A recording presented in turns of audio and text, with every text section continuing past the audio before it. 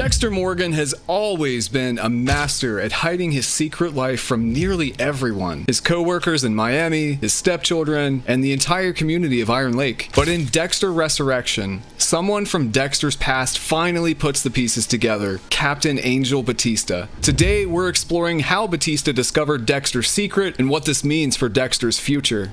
Sergeant Batista is a very skilled detective. He broke plenty of cases while working with Miami Metro, but one case he could not solve was identifying the real Bay Harbour Butcher. After Dexter seemed to have died in Hurricane Laura, Batista was devastated. He had just come to accept that Deb was in a vegetative state, and now he was faced with Dexter's death. Angel may have wondered why Dexter drove his boat into a violent storm, but given what he had recently faced with Deb, it may have been self-explanatory. It wasn't until decades later that he learned that Dexter was actually alive and living under a false identity as Jim Lindsay in New York. After speaking with Angela Bishop, the chief of police in Iron Lake, Batista was made aware of the fact that Dexter Morgan was very much alive. He was also made aware that Angela believed Dexter to be the real Bay Harbour Butcher. But my gut is telling me it's not a goddamn coincidence. Stunned and left in utter disbelief, Batista made the decision to meet Angela in Iron Lake the next day. But before he could get there, Harrison discovered that Dexter killed his wrestling coach, Officer Logan, and shot Dexter, determined to kill his father to save innocent lives. Angela covered up the shooting, but Batista was fully prepared to arrive in town, meet, and interrogate his old pal, Socio, Dexter. Instead, he was met with the fact that Dexter was in the hospital, recovering from a gunshot wound, and Angela had fled from Iron Lake. Officer Teddy Reed had become acting chief of Iron Lake, and he was therefore the only one that Batista could speak with about Dexter's cases. Teddy had no idea that Angela suspected Dexter to be the butcher. She only shared that information with Officer Logan, but Dexter killed him, so who else besides Batista could pick up that torch? What can you tell me to help me find him? What was he like here? Maria LaGuerta already knew that Dexter was the Bay Harbour Butcher, but much like when Dokes went after him and Maria tried to stop him, Batista tried to stop Maria from going after Dexter as well. Dokes is the Bay Harbour Butcher. Have you lost your mind? Dexter, what is this? I don't know. After she died under indisputably suspicious circumstances, there is no doubt that Batista had questions. And after that, only a year or so later, Dexter killed Oliver Saxon, the brain surgeon, on tape with disturbingly pristine accuracy. Saxon had killed Dexter's sister Deborah as well as a slew of other innocent people, making him more than fair game for Dexter. While conducting what should have been a routine test for gun residue, Dexter antagonized Saxon until he was upset enough that Dexter attacked him using a pen. A pen that Dexter would then use to kill him right there on camera. He feigned shock in the moment, but Dexter actually intended to kill Saxon the whole time. Batista knew then that there was something amiss, but Quinn quickly came to Dexter's aid, saying that it was clearly self-defense. Obviously self-defense. Eager to protect his longtime friend, Batista readily accepted this excuse. But shortly after the murder of the brain surgeon, Dexter, Deb, and Harrison all disappeared. How could Batista make sense of all of these events? Putting everything together, first Maria LaGuerta dies, then Dexter starts dating a serial killer, Hannah McKay, then his sister Deb dies at the hands of another serial killer, the brain surgeon, and Dexter kills the man with one direct stab to a major artery in the neck and disappears into a hurricane with no trace of his son at all. It didn't make any sense, especially to a seasoned detective. Yet Batista seemed to have bought it all and didn't appear to ask any questions. For years, he put his concerns and questions aside, behaving as he normally would and working for the Miami Metro Police Department. Eventually, Batista was promoted to captain, and he did his job accordingly. He accepted that Deb and Dexter were dead and didn't investigate any further. So he was understandably astonished when Dexter was proven to be alive by Chief Angela Bishop.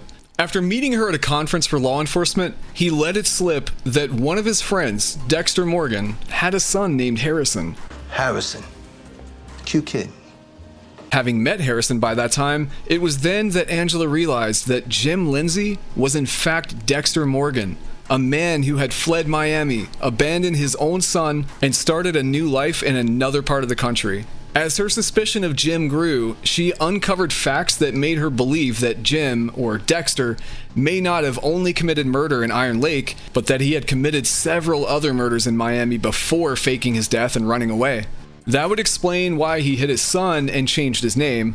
For Angela, all of the pieces fell right into place. Besides learning that Dexter was still alive and living under a false name, the death of Maria LaGuerta was clearly the factor that solidified his guilt more than anything. Before LaGuerta was murdered by Deborah Morgan, she was on a crusade to clear the name of James Dokes and prove that Dexter was the true Bay Harbour Butcher.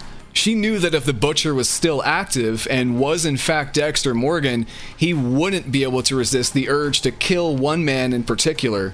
It was well known that the Butcher targeted other killers. LaGuerta knew that if Dexter was the killer, he would be drawn to murder Hector Estrada.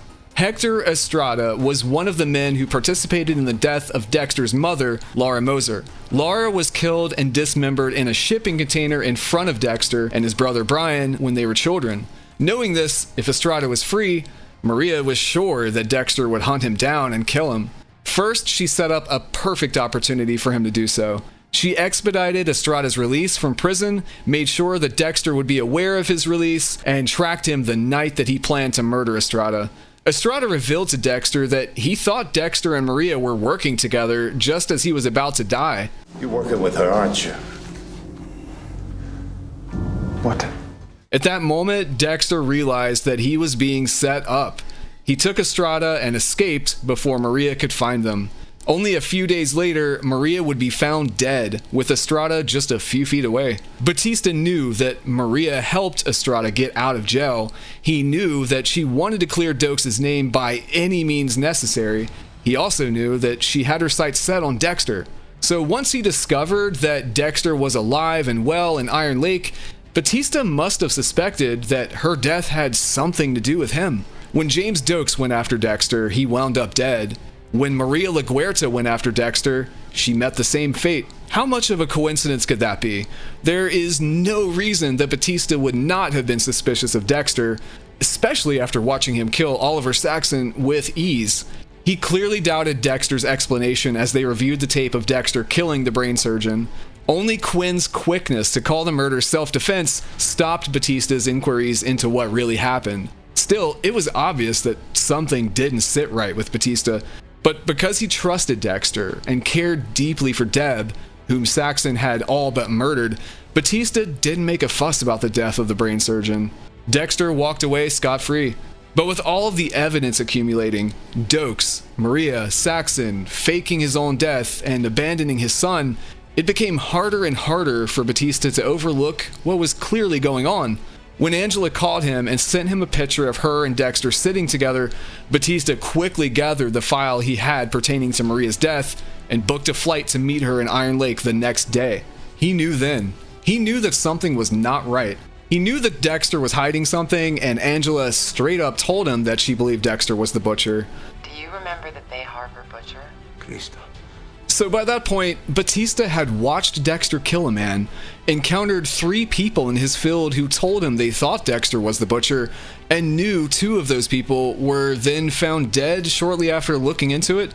How many signs can a man of Batista's intelligence ignore? Understandably, it didn't help when Dexter fled once again.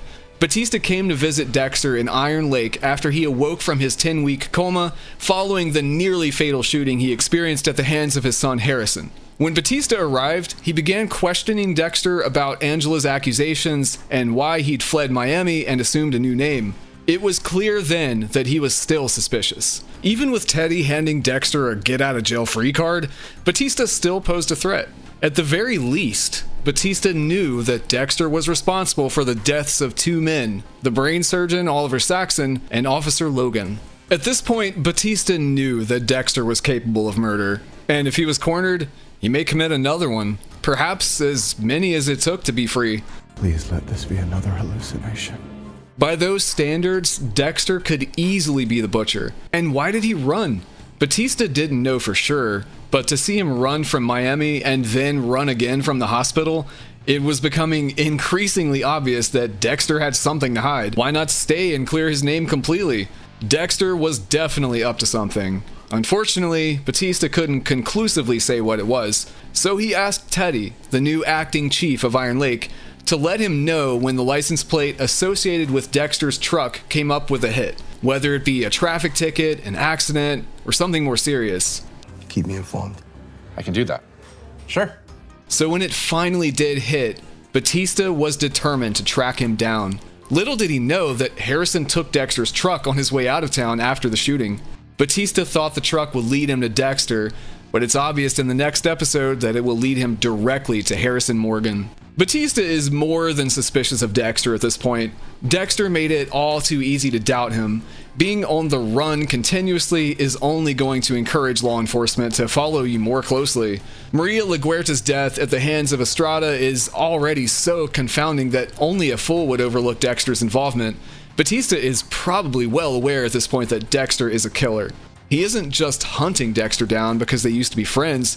He is now hunting him because he needs answers to the questions and doubts that have been swirling around in his mind. It's most likely the case that Batista already knows that Dexter is the Bay Harbour Butcher, but as Dexter said, you can't prosecute a dead man. You also can't interrogate a man you can't locate. Batista is likely to track Dexter down, and when he does, his fate is most likely sealed because we all know the first rule of the code: don't get caught. Dexter was prepared to kill LaGuerta when she was on him. He was going to frame Dokes when he discovered the secret. He killed Logan to escape jail. And if Batista doesn't back off, it's not hard to imagine what may befall him in coming episodes. At the very least, it creates a very gray area for Dexter to try to navigate. Everyone who has ever tried to pin Dexter for his crimes has died. That's why Quinn backed off, and it's how Stan Liddy and so many others have died. Perhaps the writers will shock us with a different outcome for Batista, and Dexter will finally face justice for the many murders he's committed, but that seems highly unlikely. With Batista on to Dexter, his days are most likely numbered. The scene when he meets up with Masuka and Quinn to announce his retirement almost felt like a heartfelt send-off for his character, and definitely fan service. I've had enough of homicide. After 30 years, I'm eligible for my pension, so I'm gonna enjoy it. The sad truth that Batista clearly doesn't know yet, and as we learned with Dokes in the past, is that going after Dex means putting yourself at risk of getting caught in the crossfire. Let's hope Batista makes the safest decision and moves on after he tracks down Harrison, because if he continues to go after Dexter, it is unlikely to end well for him. Dexter always wins. It may not be fair, but it's true. Godspeed to Captain Angel Batista.